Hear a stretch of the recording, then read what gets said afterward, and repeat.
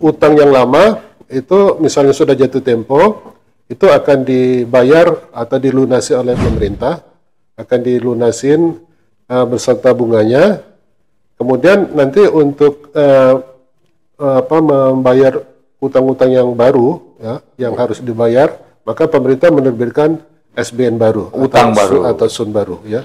Nah, jadi kalau pemerintah bisa menjaga kredibilitas daripada kebijakan keuangannya, maka rakyat atau investor akan tetap percaya bahwa surat utang negara yang telah dibelinya itu aman, ya.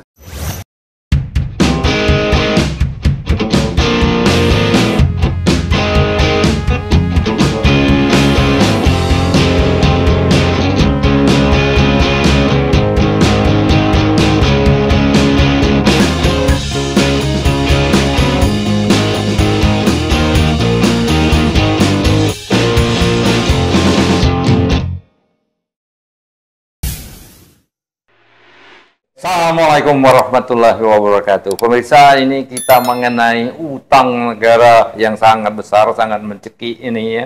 Prospek kemakmuran kita, ya, kemudian prospek pemerintahan baru terus bergulir di media dan masyarakat.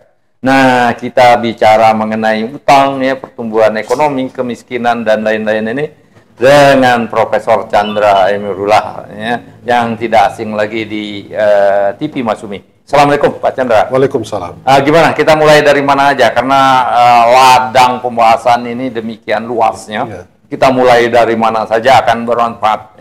Ya, jadi yang terakhir yang hangat dibicarakan di sosmed adalah mengenai beban hutang yang akan dibayar oleh pemerintahan Prabowo mulai tahun 2025, 2026, 2027, dan 2008, ya. Iya. Yang katanya karena adanya COVID, maka pemerintah harus berutang ekstra, ya. Mungkin sekitar 2.000 triliun, ya, untuk mengatasi COVID. Nah, utang itu jatuh tempo tahun depan, ya, mulai tahun depan, ya. Nah, sekarang bagaimana strategi pemerintah untuk mengatasi atau membayar utang-utang tersebut? Iya. Utang itu sudah ada dan harus dibayar. Ya. Utang, ya, cicilannya, ya, dan bunganya. Ya. Ya. Utang kan ada bunganya, pasti ada biaya. Gimana itu strateginya, Pak? Ya, jadi di sini yang perlu diperhatikan adalah bagaimana pemerintah untuk menjaga, ya, kepercayaan investor atau kepercayaan masyarakat yang membeli surat berharga, surat utang negara, ya, SBN, ya, surat berharga negara.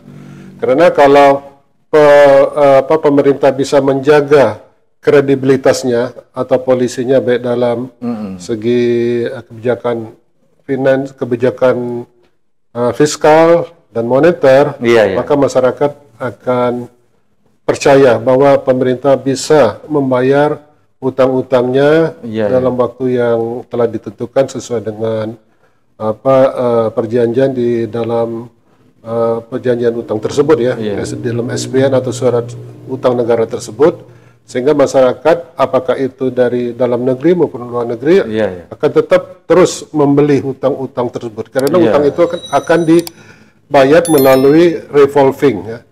Artinya atau retrofiling. Jadi utang yang lama itu misalnya sudah jatuh tempo, itu akan dibayar atau dilunasi oleh pemerintah, akan dilunasin beserta bunganya. Kemudian nanti untuk membayar utang-utang yang baru, ya, yang harus dibayar, maka pemerintah menerbitkan SBN baru, utang baru atau SUN baru, ya. Nah, jadi kalau pemerintah bisa menjaga kredibilitas daripada kebijakan keuangannya, maka rakyat atau investor akan tetap percaya bahwa surat utang negara yang telah dibelinya itu aman, ya. Tidak ada risiko kegagalan bayar oleh pemerintah, maka mereka akan terus membeli berapapun yang diperlukan oleh pemerintah. Nah, ini yang harus dijaga, ya. Jangan sampai kepercayaan masyarakat itu turun. Nah, itu bagaimana menjaganya? Artinya APBN itu harus betul-betul kredibel, ya, sustainable. Artinya itu tidak akan mengalami krisis default atau gagal bayar. Apa yang harus diperhatikan dalam hal ini adalah bagaimana pemerintah bisa membayar utang-utang tersebut ya dalam waktu yang telah ditentukan ya sesuai dengan perjanjian tadi. Nah itu yang harus dijaga. Nah betul, ini kelihatannya searah dengan pandangan Menteri Keuangan ya. Sekarang Ibu Sri Mulyani Indrawati, utang kita yang besar, yang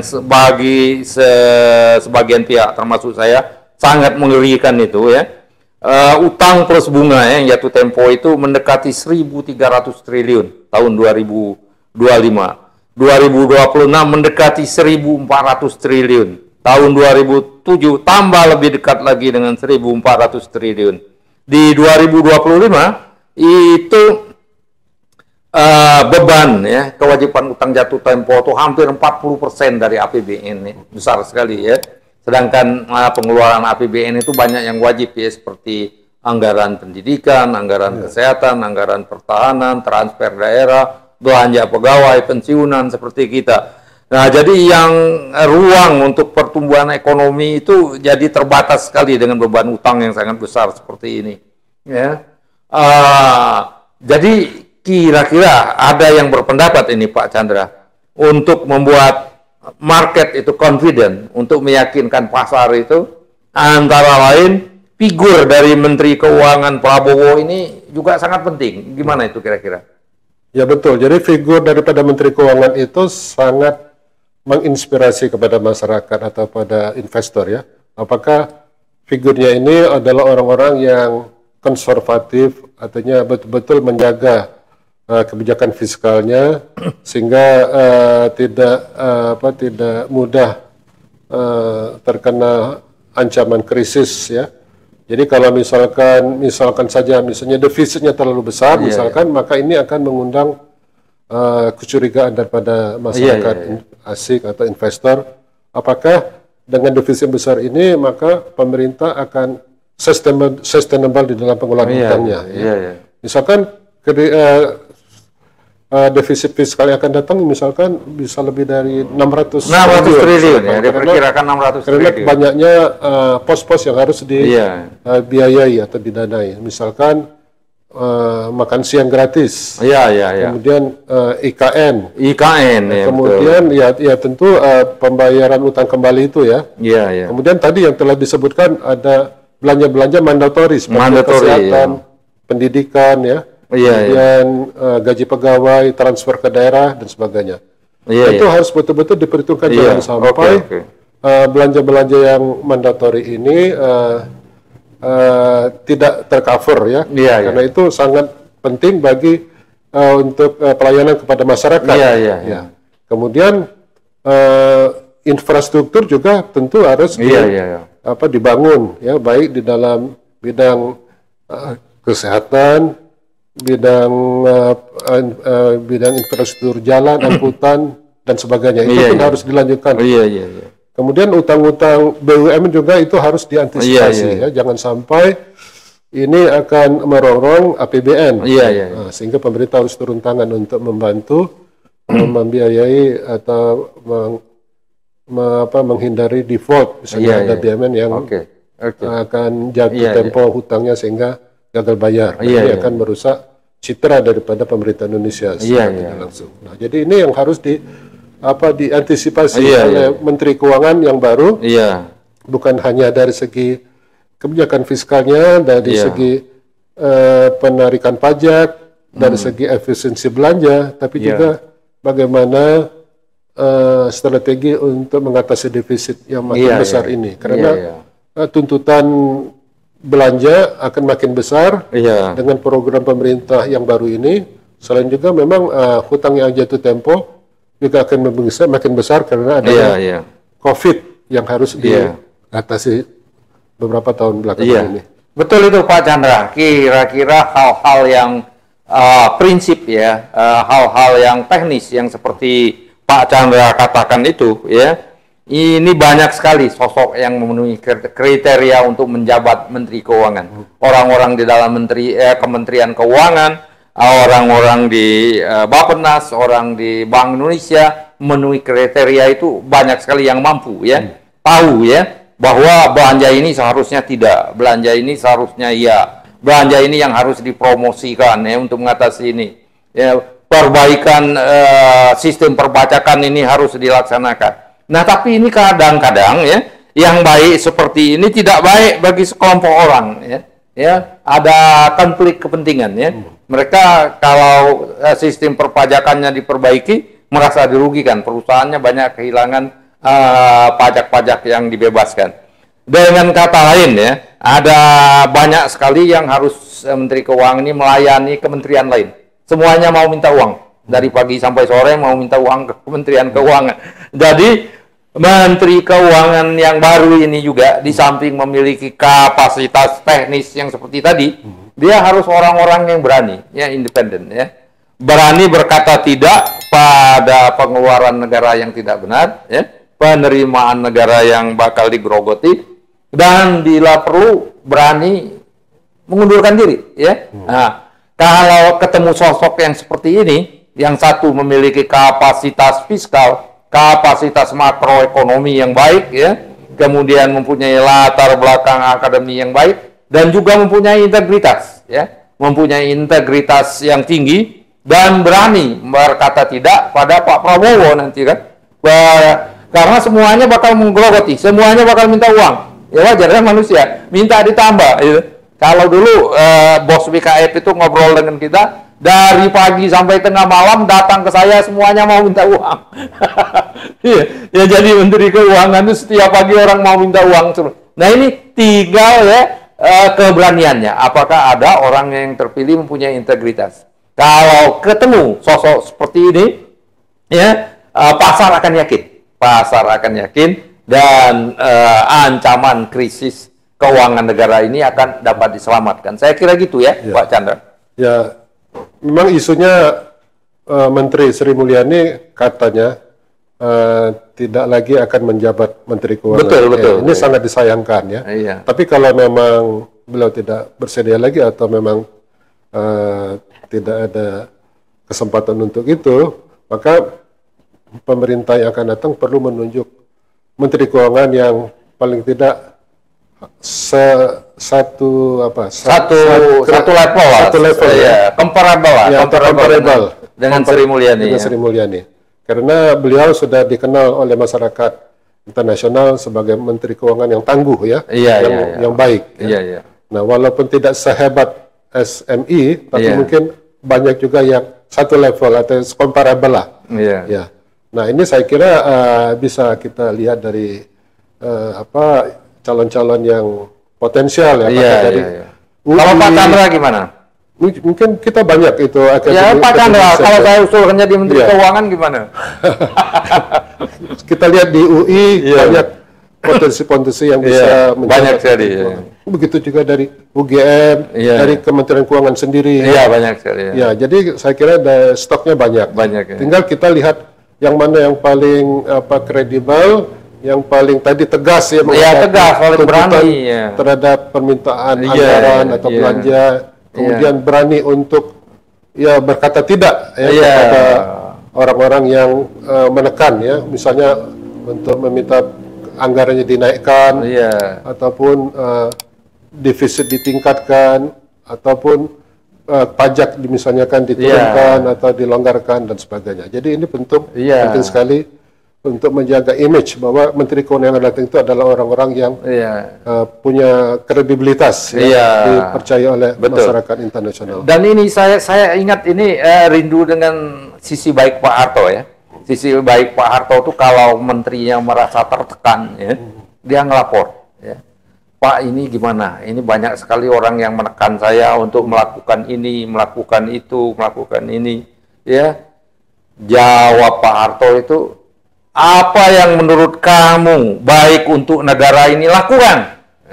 Jangan takut dipesan. Nah kita harapkan juga nanti Pak Prabowo seperti itu. Kalau Menteri Keuangan itu ditekan dari kanan kiri untuk kasih uang, kasih konsensi apa-apa, kita harapkan Pak Prabowo itu memberikan nasihat seperti Pak Harto itu. Apa yang baik menurut kamu untuk negeri ini lakukan. Jangan ragu-ragu. Kira-kira gitu. Memang seharusnya Presiden harus tegas. Ya. Tegas gitu. Saya kira Pak Prabowo akan bisa tegas. Iya, gitu. Latar belakangnya dari militer ya. Iya. Dan ini kalau kita dengar lagi Pak, masalah utang ini ya, utang negara yang sangat mengerikan ini. Kalau kita dengar diskusi di televisi ya, media mainstream dan di mana-mana, itu kuncinya itu pertumbuhan ekonomi Pak. Ya, ini sangat menentukan lagi. Kalau pertumbuhan ekonomi kita masih sekitar 5%, 5,5 ini kayaknya sulit kita untuk selamat. Kalau bisa 7%, 8%, kelihatannya kita baru mungkin bisa bernapas lega dengan beban utang yang demikian banyak ini. Gimana ini Pak Chandra? Ya, jadi kunci atas suksesnya pengelolaan utang adalah bagaimana utang itu menciptakan pertumbuhan ekonomi yang lebih tinggi daripada bunga utang yang harus dibayar. Betul, betul. Jadi kalau pertumbuhan kita misalkan 6%, tapi bunga hutang yang harus dibayar juga 6%, berarti kita itu sama. Artinya tidak punya pertumbuhan ekonomi harus lebih tinggi dari tingkat bunga hutang Pak ya. Baru itu yang ideal. Karena diharapkan dengan pertumbuhan ekonomi yang tinggi, maka penerimaan pajak akan meningkat ya. Kemudian bisa menutupi pembayaran utang tadi ya. Apalagi kalau diinvestasikan dalam proyek-proyek yang produktif. Nah, sehingga bisa mendatangkan hasil yang lebih banyak bagi negara ya. Nah, jadi untuk itu pengelolaan utang itu sangat penting, bukan hanya dalam bagaimana mengembalikan utang, menservis utang, tapi juga membangun pada proyek yang betul-betul produktivitasnya tinggi. Seperti infrastruktur, jalan, jembatan yang betul-betul memerlukan ya. Jangan hanya di daerah-daerah yang sudah cukup, tapi untuk daerah-daerah yang sangat memerlukan. Sehingga dengan dibangunnya infrastruktur itu maka efisiensi dan efektivitas daripada kegiatan ekonomi akan meningkat ya. Nah, juga pertumbuhan daripada skill daripada masyarakat ya yang diperlukan untuk bekerja di lapangan-lapangan kerja yang memerlukan skill tersebut. Misalkan untuk perhilirisasi, maka itu perlu dibangun skill untuk mengisi sektor-sektor yang memerlukan lapangan kerja, sehingga kita bisa menciptakan tenaga kerja yang efisien, yang produktif, sehingga bisa menghasilkan nilai tambah yang tinggi untuk negara. Oke, sebenarnya banyak sekali opsi untuk mengejar pertumbuhan yang tinggi. Antara lain utang itu harus benar-benar produktif, pertumbuhan ekonomi rate-nya itu harus lebih tinggi dari beban utangnya. Kalau pertumbuhan ekonomi 6%, utangnya 5%, ya bebannya itu sudah cukup baik, tapi akan lebih baik lagi kalau pertumbuhan ekonominya 7% misalnya, utangnya 5%, itu negara kita akan selamat, dan hal-hal yang lain seperti yang dikatakan oleh Pak Chandra itu. Nah, kalau kita berbicara yang lebih luas lagi, ya gimana mengarahkan agar utang ini lebih produktif. Ya, saya ingat tulisan saya puluhan tahun yang lalu ya mengutip mencontoh dari Golden Rules Golden Rules dari Fiscal Management UK, United Kingdom. Dia itu ada tiga rulesnya, itu antara lain yang mengenai rasio utang terhadap GDP, kemudian debt service ratio. Ini semuanya sudah ada di Undang-Undang Keuangan Negara tahun 2003. Yang tidak ada di fiscal rules kita ini, kewajiban bahwa utang itu hanya untuk hal yang produktif, yang seperti Pak Chandra. Nah, yang ini waktu tahun 2003 itu tidak dibuat, sayang sekali ya. Jadi utang itu hanya boleh untuk tujuan produktif, tidak boleh untuk tujuan konsumsi. Nah, yang ini yang kita harapkan juga akan menggiring utang itu lebih produktif. Saya kira gitu, Pak Chandra ya. Ya, mungkin waktu itu karena tidak dimasukkan harus dalam kegiatan yang produktif, mungkin karena kita masih memerlukan untuk membiayai hal-hal yang sifatnya rutin ya.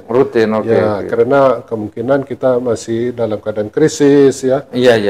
Baru lepas krisis tahun 2003. Penerimaan pajak belum bisa menutupi belanja rutin, sehingga sebagian gaji pegawai atau pensiun masih harus dibayar oleh utang ya. Tapi ini lama-lama kelamaan itu kan seharusnya belanja rutin itu harus bisa ditutup oleh penerimaan dalam negeri. Penerimaan dalam negeri, ya, betul. Sehingga kita malah kalau bisa ada tabungan dalam negeri atau tabungan pemerintah sehingga bisa membayar proyek-proyek yang didanai atau membayar utang ya yang selama ini kita ambil ya. Nah, jadi ini harus dipupuk kemampuan dalam negeri ini. Betul. Ya. Dan kita harapkan juga sebenarnya dulu ya Undang-Undang tahun 2003 itu dia memberikan ini batasan waktu ya. Misalnya 10 tahun atau 15 tahun atau 20 tahun ya. Saya sudah 20 tahun utang itu ya rule-nya itu baru efektif. Ya, utang hanya untuk hal-hal yang produktif. Sayangnya nggak dibatasi sehingga udah terus berjalan ya. Utang itu dilakukan juga untuk konsumsi, utang untuk bayar utang ya dan lain sebagainya. Ponzi ya.